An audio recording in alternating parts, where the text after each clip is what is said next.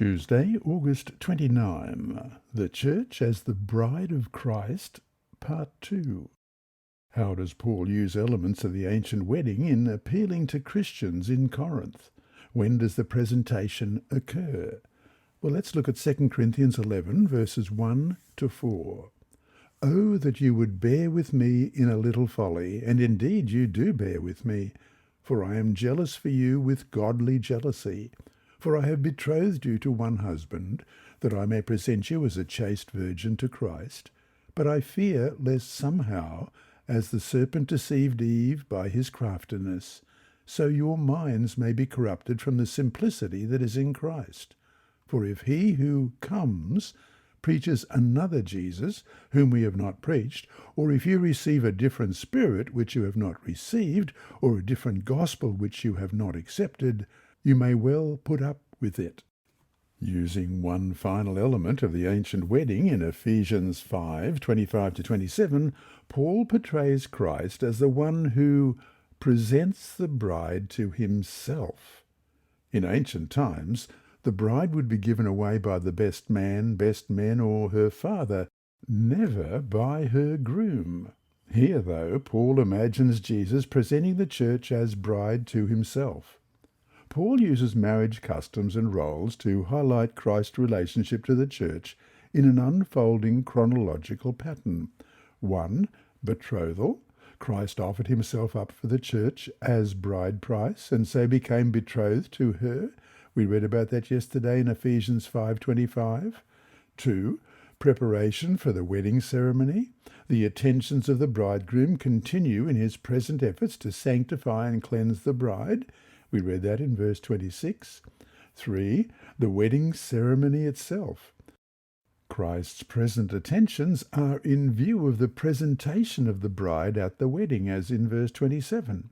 This last element looks to the grand wedding celebration at his return, when Christ, the bridegroom, will come to claim the church as bride and present her to himself, as we read in verse 27. And once again, we're going to look at 2 Corinthians 11, 1 and 2. Oh, that you would bear with me in a little folly, and indeed you do bear with me, for I am jealous for you with godly jealousy. For I have betrothed you to one husband, that I may present you as a chaste virgin to Christ. And Colossians 1, verses 21-23. And you, who once were alienated and enemies in your mind by wicked works, yet now he has reconciled in the body of his flesh through death, to present you holy and blameless, and above reproach in his sight. If indeed you continue in the faith, grounded and steadfast, and are not moved away from the hope of the gospel which you heard, which was preached to every creature under heaven, of which I, Paul, became a minister.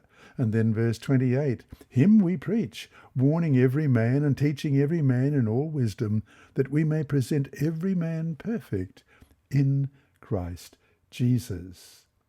Ancient weddings often began with a nighttime parade. We read about that in Matthew 25, 1-13. Then the kingdom of heaven shall be likened to 10 virgins who took their lamps and went out to meet the bridegroom. Now, 5 of them were wise, and 5 were foolish. Those who were foolish took their lamps, and took no oil with them, but the wise took oil in their vessels with their lamps. But while the bridegroom was delayed, they all slumbered and slept. And at midnight a cry was heard, Behold, the bridegroom is coming, go out to meet him. Then all those virgins arose and trimmed their lamps. And the foolish said to the wise, Give us some of your oil, for our lamps are running out. But the wise answered, saying, No, lest there should not be enough for us and you. But go rather to those who sell and buy for yourselves. And while they went to buy, the bridegroom came. And those who were ready went in with him to the wedding, and the door was shut. Afterward the other virgins came also, saying, Lord, Lord, open to us. But he answered and said, Assuredly I say to you, I do not know you. Watch therefore, for you know neither the day nor the hour in which the Son of Man is coming. The groom and his entourage would gather at the groom's home, the couple's new home, and with grand ceremony begin a procession, lit by torches and accompanied by joyful lilting music and great rejoicing. The crowd jostles toward the home of the father of the bride. Gathering up the bride there, or meeting the bride's own procession on the way, the parade would convey the couple to their new home, where the guests would settle into a week-long feast, culminating in the wedding ceremony, when the bride would be presented to the groom.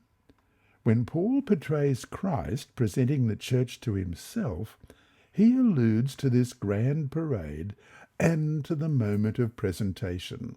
In doing so, he provides a moving portrait of Christ's return as a future wedding ceremony, when the long betrothal between Christ and his church is complete and the wedding celebrated.